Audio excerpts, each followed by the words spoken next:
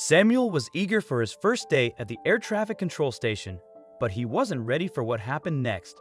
A plane suddenly started flying off course, putting many people in danger. This unexpected event would affect everyone involved deeply. Unable to just stand by, Samuel studied the plane's route again. He wondered why it was behaving strangely. What would he discover, and could they ensure everyone's safety?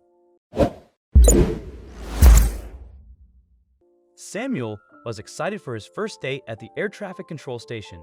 The experienced staff showed him around and explained how to use the equipment. Everything started smoothly. Planes took off and landed as expected, and Samuel kept up with the busy airport. But then, one plane on Samuel's radar started flying strangely.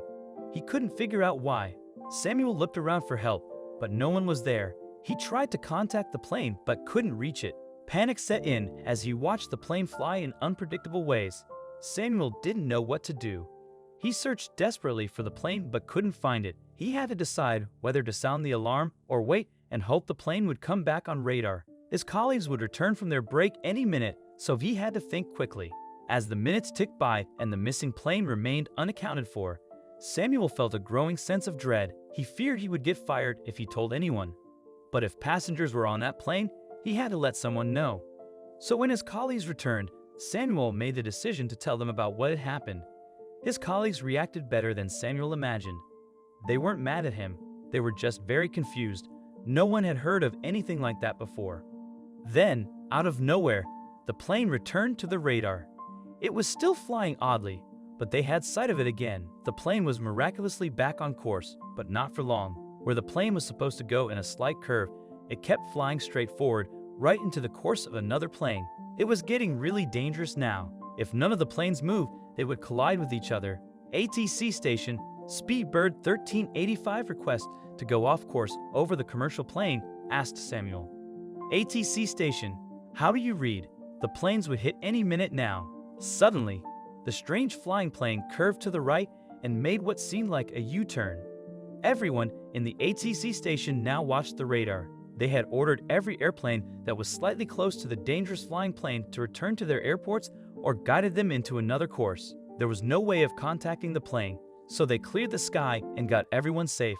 They still had no idea why this plane flew like this, but they had to do something.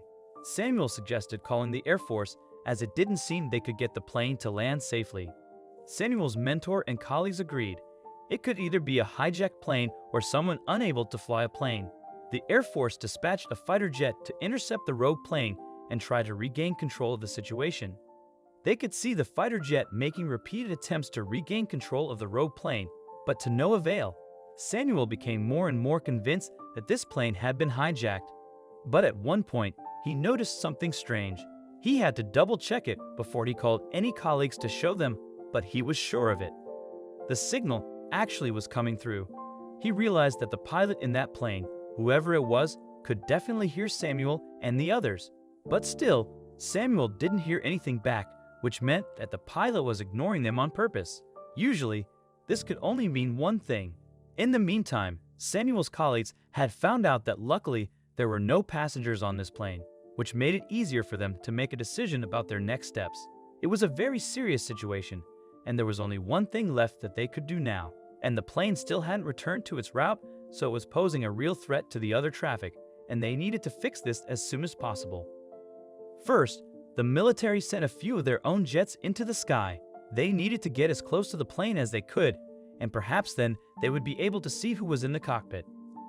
Suddenly, Samuel stared at his radio. It had been silent this whole time, until now. A noise came out of it, and he looked around to see if anybody else had heard it. He was perplexed and didn't know what to do. He had to think quick. He decided to call Henry, one of the colleagues that had helped him earlier, and explain to him what he had just heard. The colleague stared at him with wide eyes and asked, "Are you sure that's what you heard?" Samuel confirmed he was absolutely sure of it. Henry believed him and quickly went to work. He needed to take action. It had become a very delicate situation. He had to inform the military about this as soon as possible. Samuel hoped that he had done the right thing. You see, the pilot had said something to Samuel, something that gave him a lot more responsibility than he had hoped to take on his first day. He knew that this man's life depended on him now.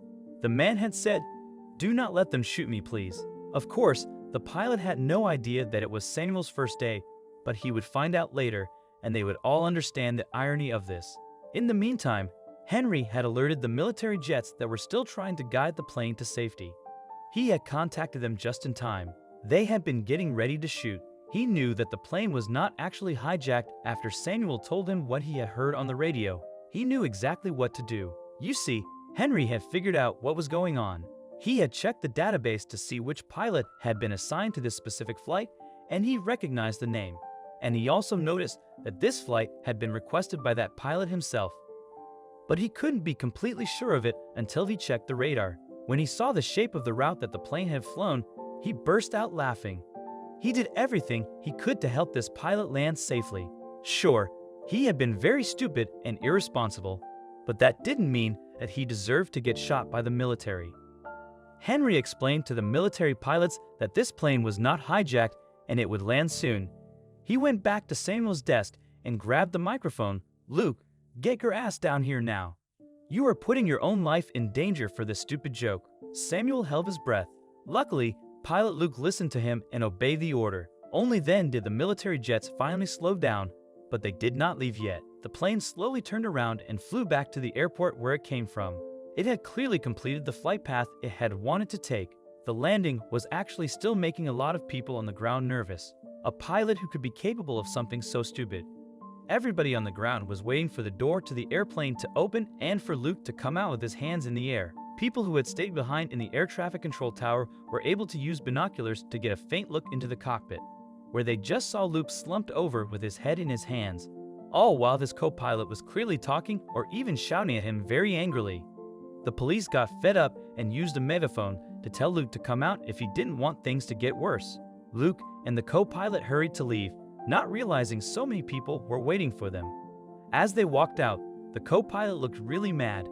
He told the police he didn't know what Luke was planning and only joined him as a favor. Luke said the same thing, and the police let the co-pilot go.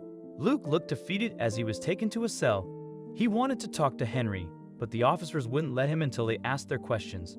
Luckily, Henry said he'd wait, and Samuel was also curious about Luke's explanation. Henry was furious and demanded an explanation from Luke. Luke seemed worn down from the police interview, but knew that there was no way around telling the story again. Luke started off by admitting to Henry that he had not told him that today was his last day as a pilot.